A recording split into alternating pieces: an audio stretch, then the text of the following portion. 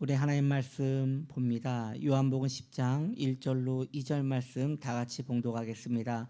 내가 진실로 진실로 너희에게 이르노니 문을 통하여 양의 우리에 들어가지 아니하고 다른 데로 넘어가는 자는 절도며 강도요 문으로 들어가는 이는 양의 목자라. 아멘.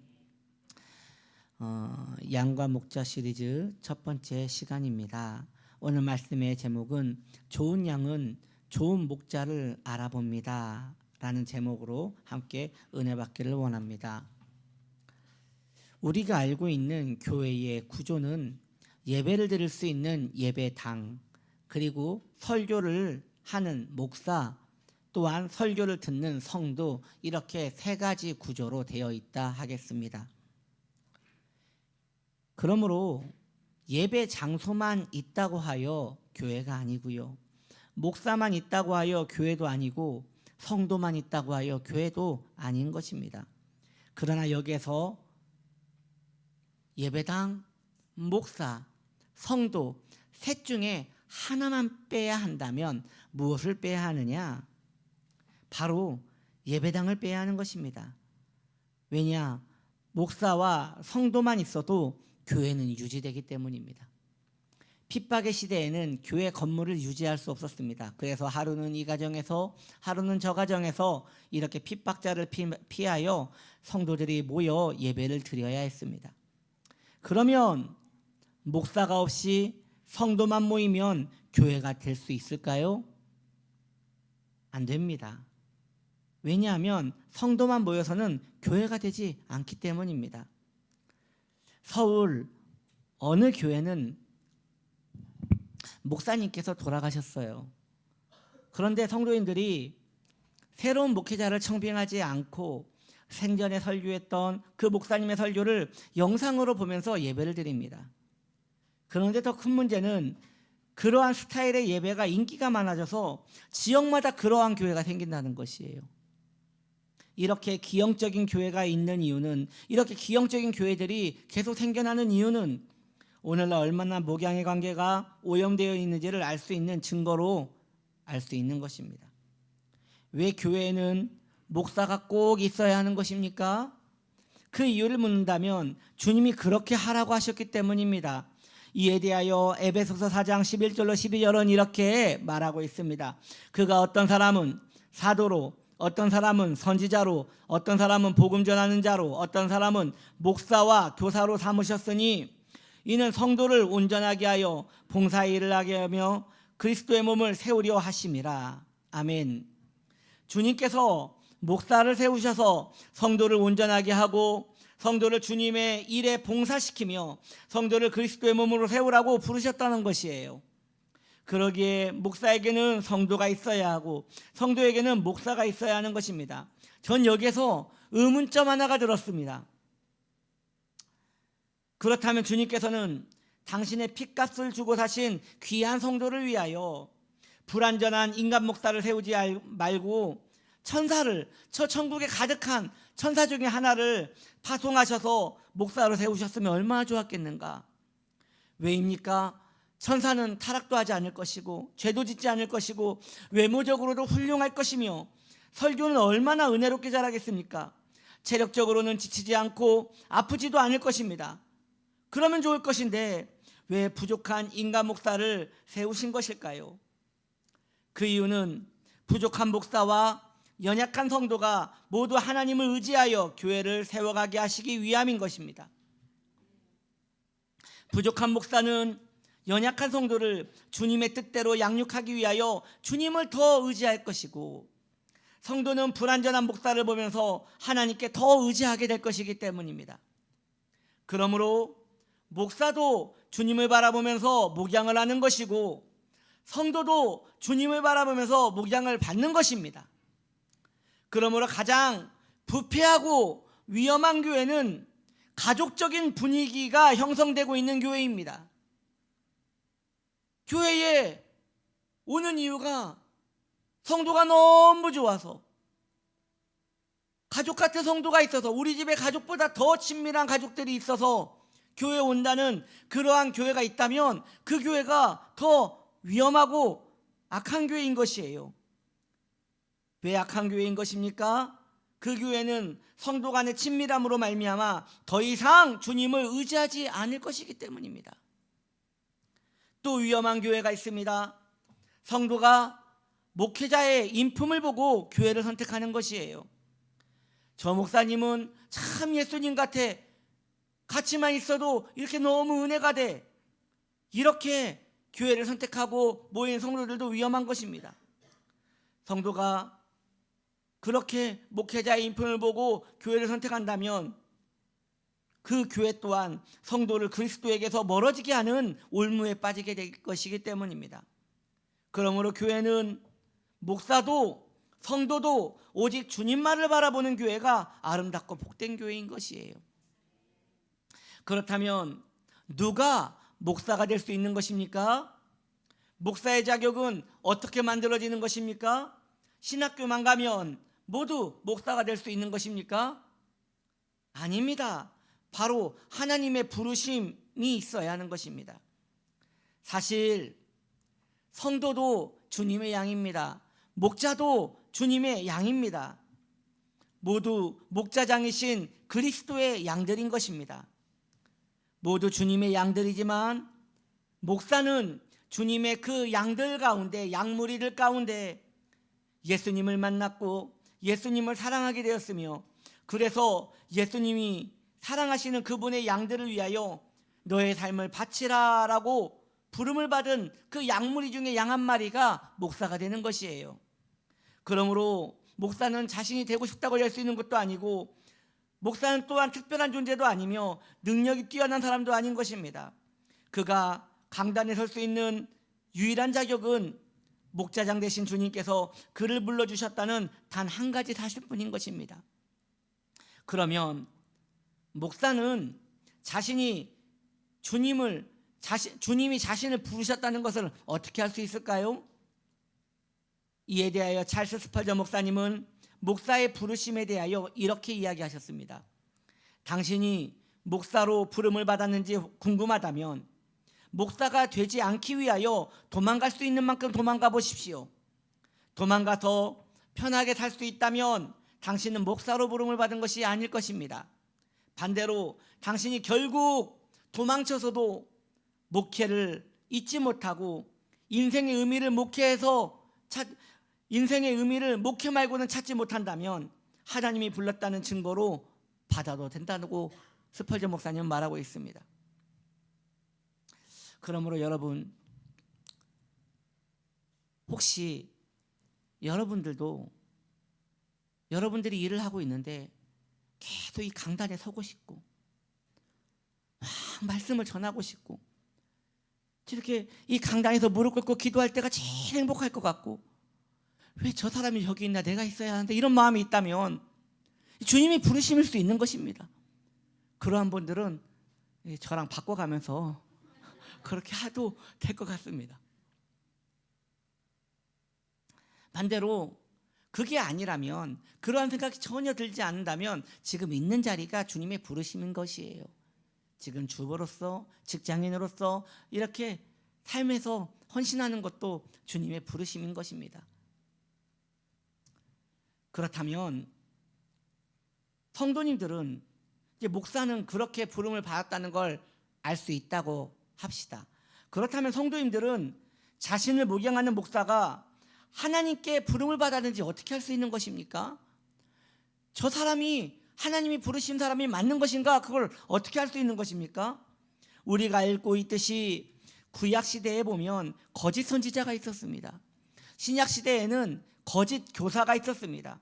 즉 부르심을 받지 않아도 목사가 될 수 있음을 성경이 이미 경고하고 있는 것이에요.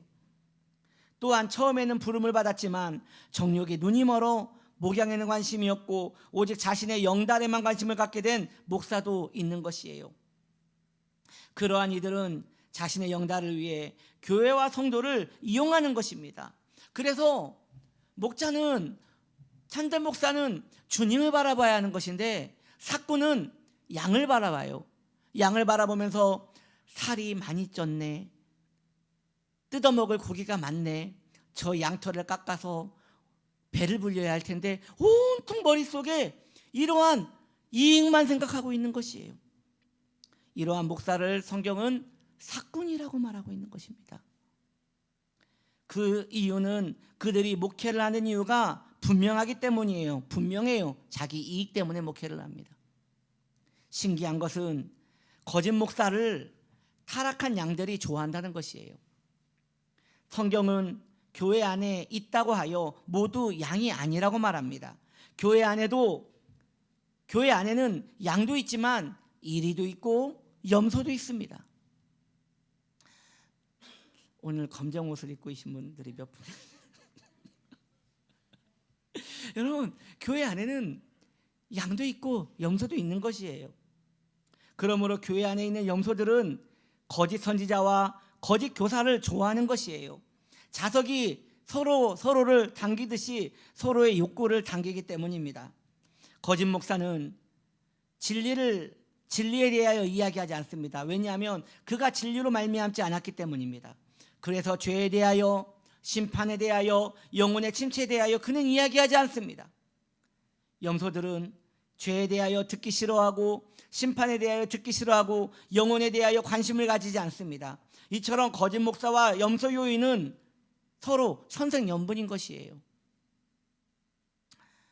반대로 하나님을 사랑하고 자신의 영혼을 걱정하는 착한 성도는 하나님께서 그들에게 뛰어난 영적 감각을 주셨습니다. 성경을 잘 알지 못해도, 부족하고 연약해도 하나님으로부터 온 목자를 알아보는 것입니다.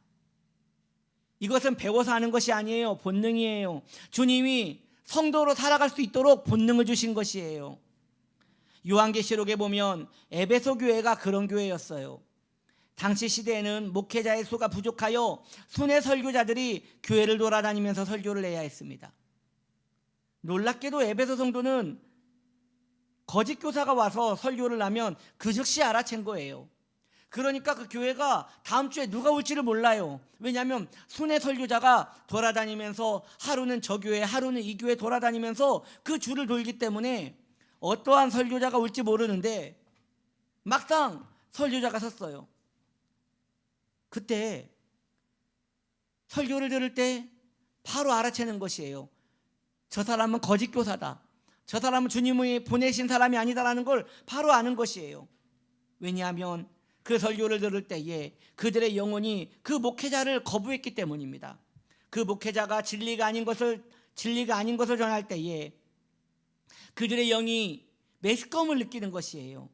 그래서 거짓 교사가 설교를 끝내면 성도 중에 대표 중 하나가 그에게 가서 목사님, 앞으로 우리 교회는 다시는 오지 않으셔도 됩니다. 우리 교회는 다시는 오지 마십시오 라고 이야기를 하는 것이에요. 그렇게 거부를 하는 것이에요. 그게 에베소 교회가 예수님께 칭찬받는 것 중에 하나였습니다. 그러면 그 거짓 교사가 왜 그러냐고, 나 인기 많은 사람이라고, 나 다른 데서 다 은혜 받았다고 하는데 당신이 뭔데 그러느냐고, 괜찮습니다. 우리 교회는 오지 마시기 바랍니다. 이렇게 그 거짓 교사를 쫓아냈다는 것이에요. 반대로 하나님으로부터 온 목사가 있으면 그 다음 주에도 우리 교회에 와달라고 붙들고 사정사정을 하는 것이에요. 그러면 그 목사가 안 됩니다. 다음에는 다른 교회로 가야 합니다. 그래도 이것은 당신 사정이고 갔다가 밤이라도 좋으니까 우리 교회에 와서 꼭 설교를 해달라고 그렇게 사정사정을 했다는 것이에요. 그래서 바울도 순회 설교자였지만 한 교회에서 3년간 설교를 하게 됩니다. 왜냐하면 성도들이 도와주지 않았기 때문이에요. 진리를 사랑하는 성도들이 바울의 설교를 듣고 바로 하나님으로부터 왔다는 것을 알게 됐다는 것이에요. 그러므로 그리스도께서 맺어준 목양의 관계는 목사는 하나님께 목양의 부름을 받은 것이고 성도는 그 부르심을 본능으로 깨달아 그 목자에게 자신의 목양을 맡기게 되는 것입니다. 말씀을 정리합니다.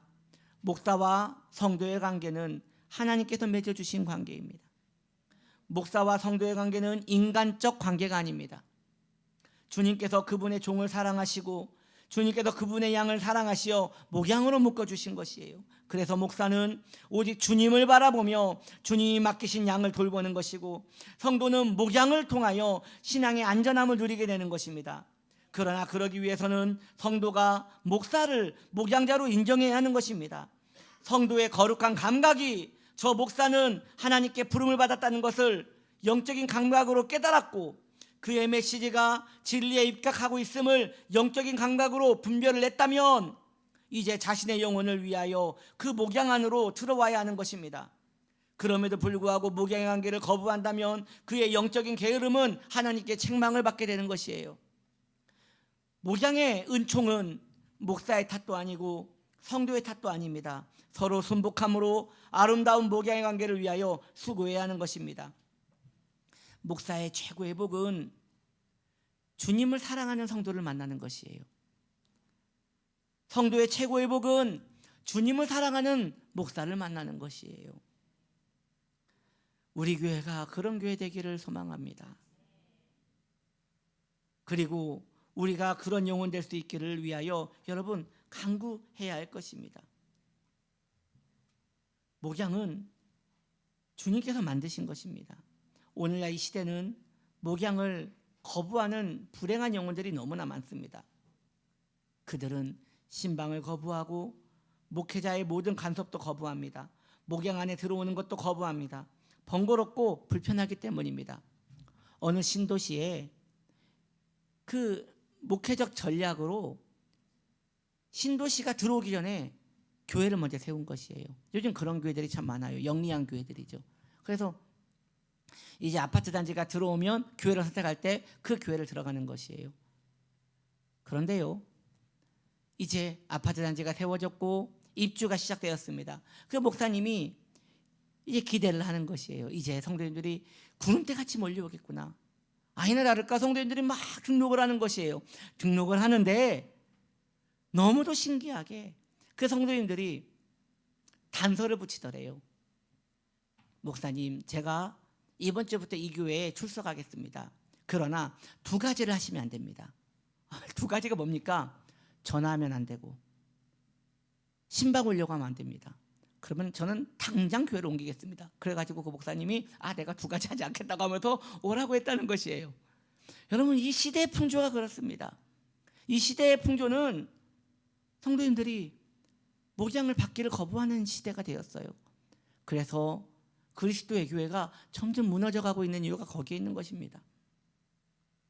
이 세상의 대부분의 지식은 독학이 가능합니다. 조금만 똑똑해도 책을 보고 유튜브를 보고 독학을 해요. 그러나 신앙은 혼자 배울 수 없습니다. 왜냐하면 목양은 지식이나 경험으로 되는 것이 아니기 때문인 것이에요. 목양은 주님이 구별해 주신 영역입니다. 그 안에 있을 때 영혼은 평안을 누릴 수 있는 것입니다. 주님의 은혜 안에서 목양의 은총을 누리는 복된 영혼 되시기를 예수님의 이름으로 축복합니다. 기도합시다. 거룩하신 하나님, 이제 우리가 성찬을 받기 원합니다.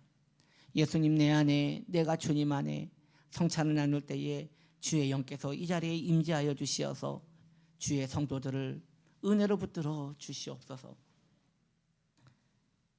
주의 은혜를 구하오며 예수님의 이름으로 기도드립니다.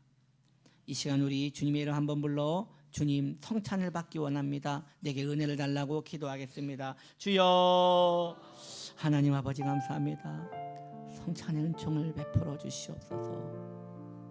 주님, 성찬의 긍휼을 베풀어 주시옵소서.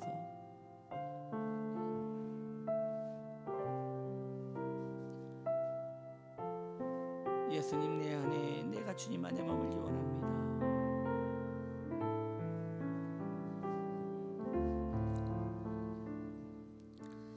성찬의 의미를 생각하고 성찬에 참여하시기 바랍니다. 성찬을 할 때 성령을 통하여 부활하신 그리스도께서 이 자리에 임재하십니다. 성찬의 떡과 포도주를 통해 성도는 그리스도와 신비로운 연합을 경험합니다. 성찬을 통해 성도는 실제적인 영적 성장과 성화를 누리게 됩니다. 성찬을 통해 모든 성도는 그리스도 안에서 하나임을 경험합니다. 성찬을 통해 성도는 그리스도의 십자가 은혜에 감사하는 시간을 가집니다. 성찬을 통해 모든 성도는 다시 오실 주님의 재림을 기다리는 시간을 가집니다.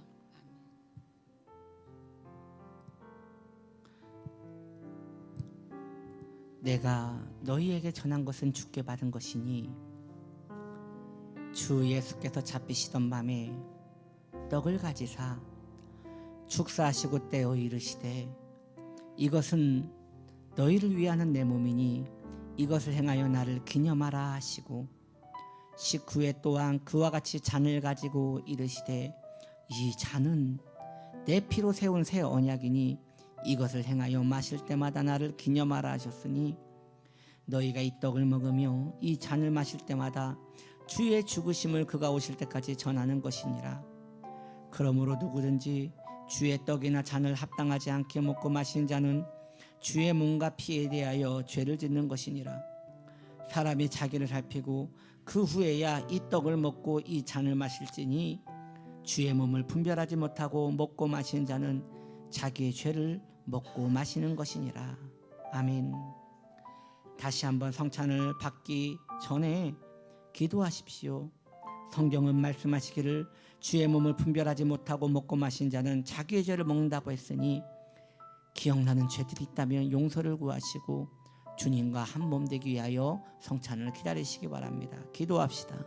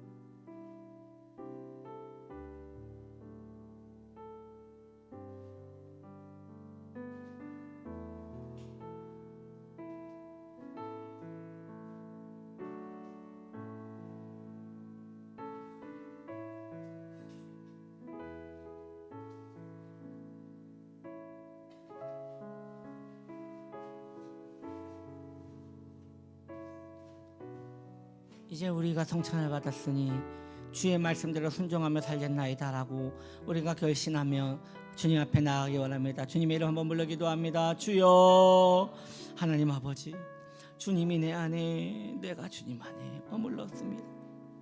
성찬을 통하여 주의 영께서 이 자리에 임재해 계십니다. 부활하신 예수님께서 이 자리에 함께 계십니다. 주님의 영께서 우리와 함께 계심으로 내가 성도 안에, 성도가 내 안에 목양의 아름다운 관계가 만들어졌습니다. 주님 감사합니다. 우리에게 은혜로 허락하여 주시어서 이 성찬의 은총이 계속 이어지게 하여 주시고 내 주의 죽으심과 그 십자가를 계속 의지하며 살아갈 수 있도록 우리의 영혼에 은혜를 베풀어 주시옵소서. 할렐루야. 주의 긍휼하심을 찬양합니다. 영광을 받으실 주님 감사합니다. 할렐루야. 이 시간 드려진 예물을 위하여 축복 기도하며 신유 기도하기 원합니다. 고마우신 하나님, 우리 귀한 성도님들이 주께 받은 은혜가 커서 예물을 드립니다. 우리의 삶 속에 주의 평강과 은혜를 허락하시며 우리 성도님들에게 주의 형통함을 허락하여 주시옵소서. 주님의 자비가 우리 성도님들의 기업과 삶과 그 건강을 붙들어 주시옵기를 원합니다. 주님, 이 시간 우리가 병든 자리에 우리의 믿음의 손을 올려놓습니다. 이 시간 우리 같이 우리의 손을, 믿음의 손을 병든 자리에 올려놓읍시다. 주여 고쳐주소서. 주님, 우리의 병을, 우리의 가족의 병을 고쳐주시옵소서. 내가 예수님의 이름으로 하노니 손을 올린 자리마다 나음을 받을지어다. 강건하게 될지어다. 예수님의 이름으로 치료될지어다. 머리부터 발까지 깨끗함을 받을지어다. 면역력이 좋아질지어다. 마음의 병이 깨끗하게 남을 받을지어다. 주께서 머리부터 발까지 강건케 하시며 독수리 날개쳐 올라간 같은 새 힘을 얻게 하시고 주의 은혜로 붙들어 주시옵소서. 감사드리며 예수님의 이름으로 기도드립니다. 아멘. 자, 이제 우리 찬양팀 나오시고요. 우리 다 같이 일어나셔서 우리는 주의 움직이는 교회에 함께 찬양하겠습니다.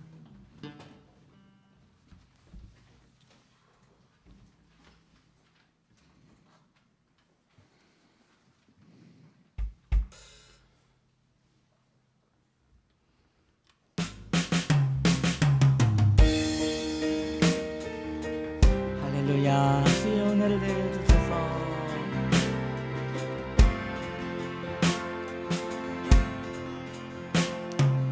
우리는 주의 움직이는 교회, 이곳은 주님을 위한 자리. 내가 기도하는 모든 땅 위에서 하나님 예배받을 나를 고대하네. 나의 노래로 주님의 성전을 지으리. 높임을 받으소서. 이스라엘의 찬송 중 거하신 주님은 거룩하십니다. 두 손들어 주님의 보좌를 만들고 온 맘 다해 경배하리. 구름 날개 사이에 임하신 것처럼 내 위에 임하소서. 하나님, 우리가 이곳에 섰으니 이 땅을 치유하소서.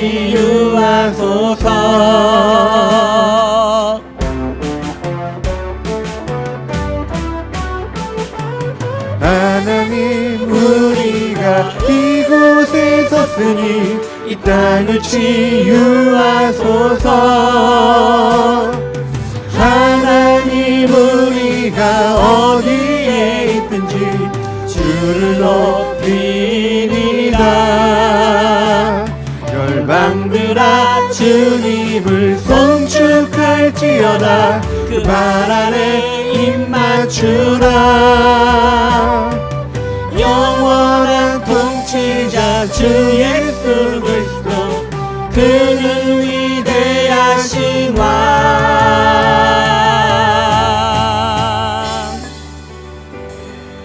지금은 우리 구주 예수 그리스도의 은혜와 하나님 아버지 넘치는 사랑하심과 성령 하나님 내주교통 인도하심이 목양을 사랑하여 그것을 내 마음에 두고 신앙생활 가운데 믿음의 무기로 살기를 원하는 복된 성도님들의 그 머리 위에 가정과 기업과 자녀와 삶 속에 지금부터 영원토록 함께 하시길 간절히 축원드리옵나이다. 아멘.